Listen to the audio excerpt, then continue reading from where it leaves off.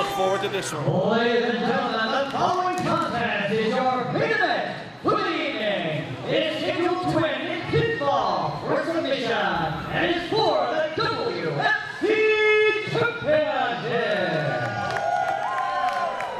Introducing first, the challenger, to my right. He hails from Tulsa, Oklahoma, representing the villain. It's the natural born villain, Tim Rockwell.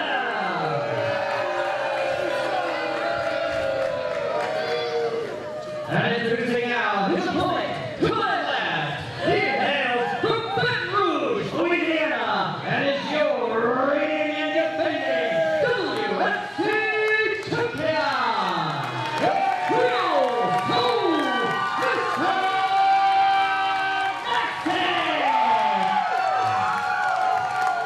This is a rivalry, Burnham, that's coming full circle. These guys have been allies back as the Soul Riders, but now bitter enemies. They always say that your friendships will make better enemies, and we get to see the culmination of this rivalry right here and right now. And you know, Travis, I don't know if you've noticed this, but in the wrestling business, we like to talk about big matches and things that have a big match feel, and a lot of those matches draw the wrestlers out of the back. They like to sit in the crowd. They like to watch this. I see JD sitting in the crowd. Yep. I see Tommy Dean and Luke Langley hanging at one of the side entrances. And I'm sure if I looked around further, I could see a couple of the other superstars around here as well. Matter of fact, the best friends, the WFC Tag Team Champions. They're over there as well. They want to experience this the way a fan experiences this, because they're just as invested in the outcome of this match as every single one of these fans that came out here to support Salem tonight. Oh, look who's behind us, as a matter of fact. He looked right behind us. Former WFC champion Excal, a man who said repeatedly at the last show that he never lost this championship, that everybody is an interim champion besides him, that he has not had ever had the opportunity to get back and get that title. And I'm sure he's paying very close attention to the outcome of this match. Is it almost poetic to say that this was actually the place where actually Excal won the WFC Championship, and who did he beat for that, Burnham? Excal defeating Tim Rockwell for that championship. Oh, I'm telling you, you can't write a better story than the one we've got here. So many factors to play. Look at what Tim Rockwell has done. He's grabbed a hold of that hat that Mr. Nasty wears, that hat that was passed down to him by his grandfather. Just mind games, and if Nasty is smart, if he's smart, then he won't fall for this. Rockwell mockingly putting that hat on. Don't do it, Tim. I mean, come on. There's a line you do. Oh, come on. Well, they don't call him the natural born villain because it's a cute. Oh, man. No. Tim, you may have done messed up. Has he, though? I think maybe the answer right now is being dished out by Nasty.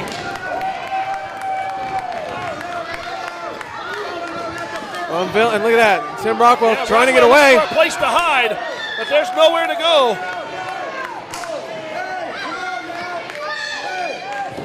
Oh my God! Nasty setting Rockwell up on the ring barricade. You just get this. You get an overwhelming. Look out! Oh, hold on now. Nasty and Rockwell making their way outside the ring area. Oh man! Well, you know what? It's Burnham. You almost had to expect this. This rivalry was so intense that there's no way that a four-sided 20-by-20 ring was going to hold these two individuals. That's right. And referee Dexter Hardaway, mostly for these guys to get back in the ring. I'm sure that he doesn't want to see this match end in a countout. Oh, look out now! Oh, no! Rockwell upending one of the best friends area. The merchandise tables where the best friends are. Well, we were talking about how going for a slide like he's being thrown down a bar. Well, we were talking about it. There were so many of the WFC roster taking in a deep seat for this match, and you get a big fight feel right now. So many eyes on this prize-up matchup right now. They're going outside our visibility scale from where we are, but they made their way over to the main WFC merchandise area. Oh. Nasty's got one of the WFC ball caps on. Oh, they're going way out there. Down the front entrance. This match is going all over the place. I have no idea what's happening right now. Well, fans, Can't see it all.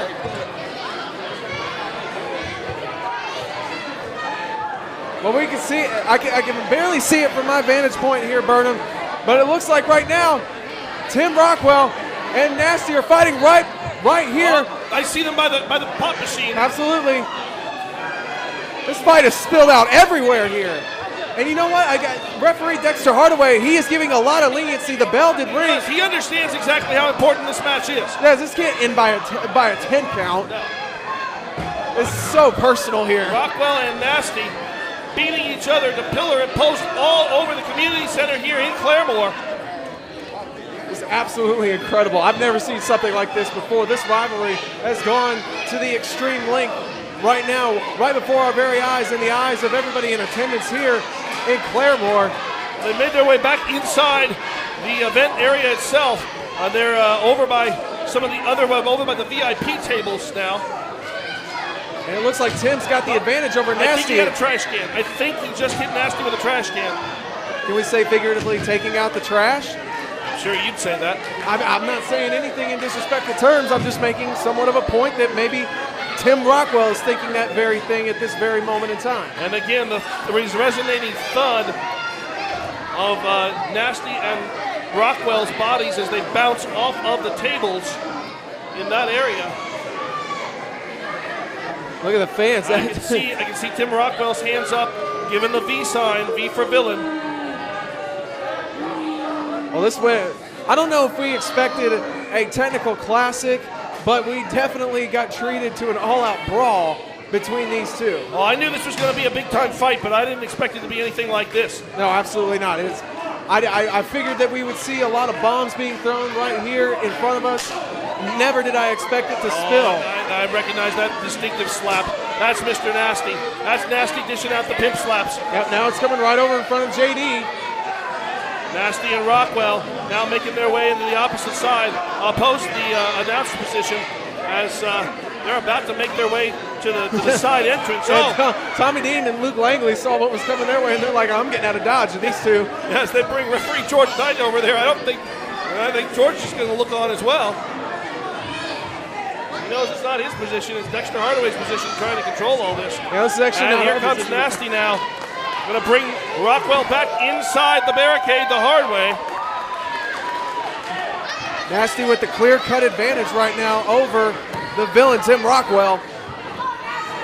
Well, we can... and now, at this whole time, Dexter Hardaway hadn't made a single 10 count in that entire brawl, and now we're getting the 10 count. Oh, and Rockwell going to work on that arm, with that previously injured arm that we mentioned. Rockwell immediately targeting it as they get themselves back into the ring area. Rockwell just applying incredible pressure.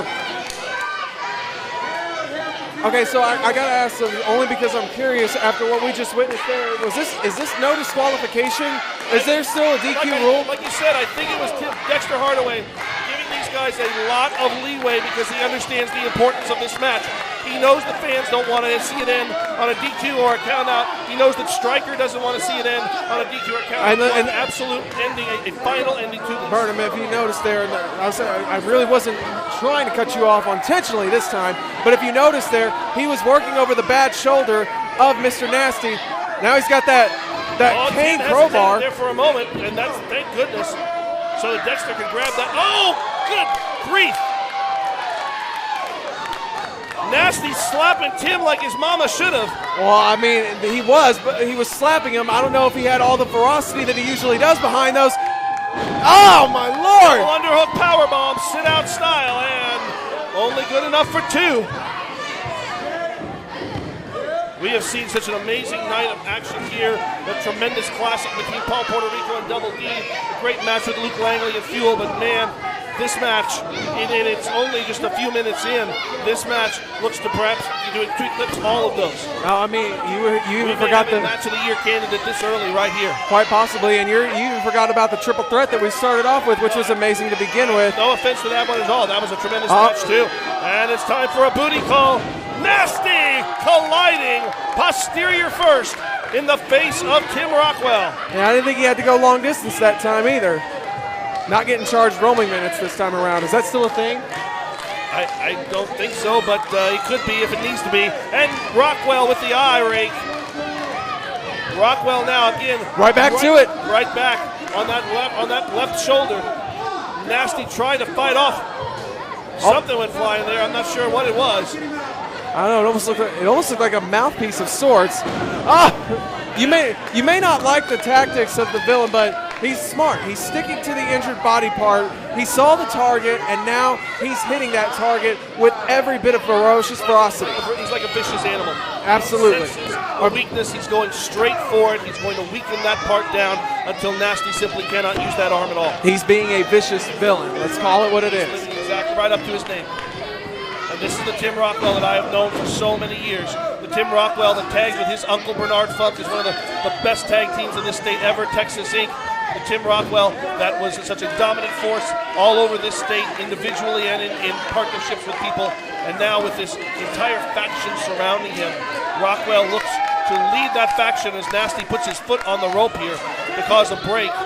Yeah, I seem to remember a time here in the last year where you were actually on the side of Tim Rockwell, originally when he faced off at Nasty, where this all started, and you were saying that he wasn't this villain-like guy anymore. He was terrific, Tim Rockwell. I believe that Tim Rockwell had purged that out of him, and I was 100% wrong. I told you that from the very beginning, that this was not the same Tim Rockwell. You could tell walking into that match that there was a villainous side there just peeking through, but now no longer peeking through, it's in full vantage. It's on full display. Yes. It has been for quite some time. The gleeful look in Rockwell's eyes, you might almost call it a sneer on Rockwell's face as he enjoys dishing out the punishment and the pain to a man that he once called his best friend. Oh, and let's not forget this once best friend. These two faced off earlier in the year at a show down in Texas, where it was in that match, Nasty actually, we see a grapevine DDT there. We saw in that matchup down in Texas, that's what broke the foot of Tim Rockwell, put him on the shelf for a number of months. But ever since the villain has returned, he's been more ferocious than what he's ever been in his entire career. Oh, so close there. But the chance of the WFC faithful here as they are rallying Mr. Nasty to fight through the pain. You got to wonder, though, how much more will Nasty give out? How much more will he be able to channel through the WFC crowd to get him through this? Because you know that shoulder's only going to hold up so long. That's true. The longer this match goes, the more of an advantage it's got to be for Tim Rockwell. Nasty has got to find the combination to get back in charge of this, and then perhaps hit that soul breaker to put Rockwell away. See, and I don't know if that was wise of Nasty there. If you saw, we could barely see it from our vantage point, but the shoulder was just dangling, and Tim Rockwell threw a running knee right into that shoulder. It was almost as if Nasty was trying to block it out of instinct. He is a southpaw. He naturally favors his left-hand side, but that's the weak side. That's right. That's the weak side now for sure with that shoulder injury. And we were mentioning this earlier, that match with Skylar Payton is what gave that injury to Tim Rockwell. You got to imagine he was doing that on behalf of his villain brethren. But right now, Nasty somehow, with the wherewithal. Nasty looking maybe for the frog, the Cajun frog splash. That could be it right there. Do we have a champion? Is he going to retain? Oh. No. Nasty has put away so many challengers with that singular move. You got to know, though, that one move, despite it being effective on others, you got to know that Tim Rockwell was very well prepared for this matchup. Knew that he was going to have to expect that. You have to just go with it that Tim Rockwell is very smart, and he was in great preparation for this matchup with Mr. Nasty, knowing what's on the line. You know, Travis, earlier you brought up one of the questions that we had to answer in this match is what is exactly going to be the role of John Cross, and you'll notice no John Cross here. Cross promised to be in Nasty's corner, and he has not made an appearance. I'm assuming that Village Security has done exactly. Oh, there's Rockwell colliding with Dexter Hardaway. Well, I want to bring up before we lose point. Oh, wait. Back suplex by Nasty. You got to remember, John Cross said to negate the villains along with Villain Security, he would be in Nasty's corner, but there are no. Well, never mind. Well, here come two of the villains. I spoke too soon. Baden and Crane out to dish out more punishment to Mr. Nasty. And where is Cross? Where's Cross in all this, huh? Has Villain Security done their job? Have they kept Cross out of the building? One can only imagine. You wouldn't think. Oh, wait. Nasty caught Peyton. Oh! Slides him into Crane. I think they banged head first there. Almost using Peyton as a battering ram right there. Nasty holding his own 3-on-1. Oh! Pounce on Crane, sending Crane across the territory.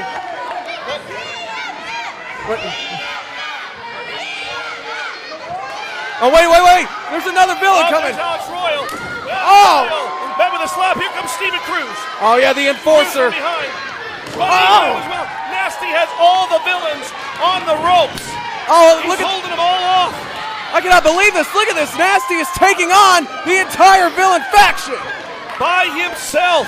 Mr. Nasty is doing everything that he needs to do. Now, wait a minute. Wait. Tim is regrouping. Now, Rockwell calling the villains in for a huddle. He's regrouping the villains. Look at this. It's a 5-on-1, though.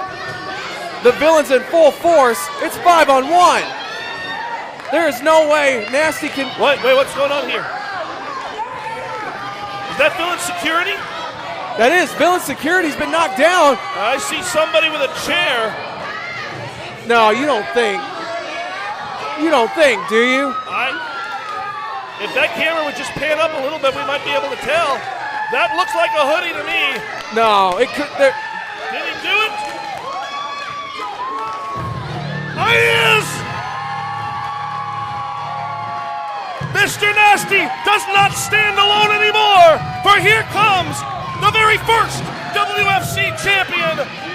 Downright fierce, John Cross is in the building.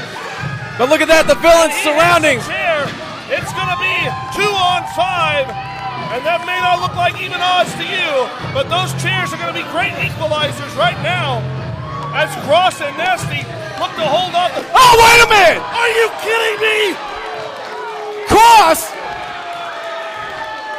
What has John Cross done? I'll tell you exactly what he did. He just clocked Mr. Nasty in the back with that steel chair. John Cross said he was going to be here to help Tim Rock, or to help Mr. Nasty. Look, Tim is smiling. What is Tim? No way. Are you? Burnham, do you know what this means? Is this what I think? I don't think I need to think about this. I see John Cross standing over the fallen body of Mr. Nasty. I see the smiles on the faces of Skylar Faden. Burnham, are we seeing what I think we're seeing? Did Tim Rockwell, has he recruited John Cross to the villains? You want to call it? Well, there's your answer right there. Good Lord, come on. All the repeated chair shots. Cross absolutely annihilating Mr. Nasty with that chair. And Dexter Hardaway. Oh, look out. Look out, they're coming our way.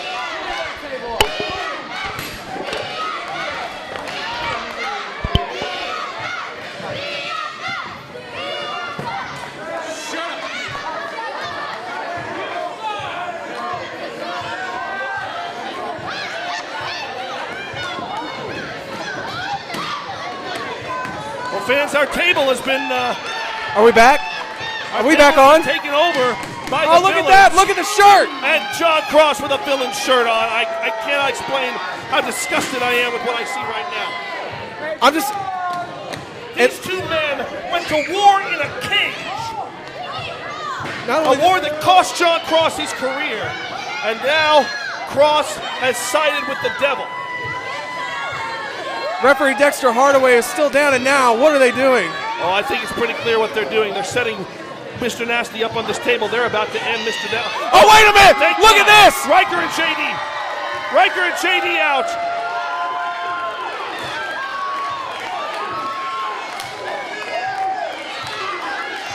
Oh, but there's just too many. JD and Riker tried coming to the aid of Nasty, but there's just too many here. Yeah, the villains gangland style. It's beating 6 down Riker and JD. It's 6 on 3. And Nasty still laying prone on that table. It is literally, it's 6 on 3, Burnham. It's a 3-to-1 ratio here. Thank you, math magician. I am much more concerned about what's about to happen to Mr. way. Nasty. Wait a minute. Alex Royal. Wait a minute. No way. Alex Royal on the top. Is Alex Royal about to? No way. Is he about to splash He Nasty? does this. Oh my God!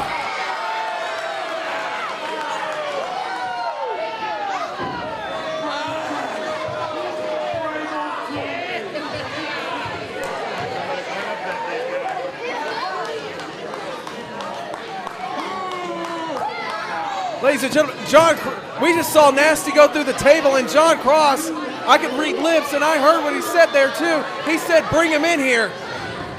Nasty's prone body, his lifeless corpse. And look at that. In the ring. He put the referee Rockwell there. over there. The referee's there. There's a 1. This way. That's Come 2. on, Nasty, not this way. That's it. Damn it. That's it.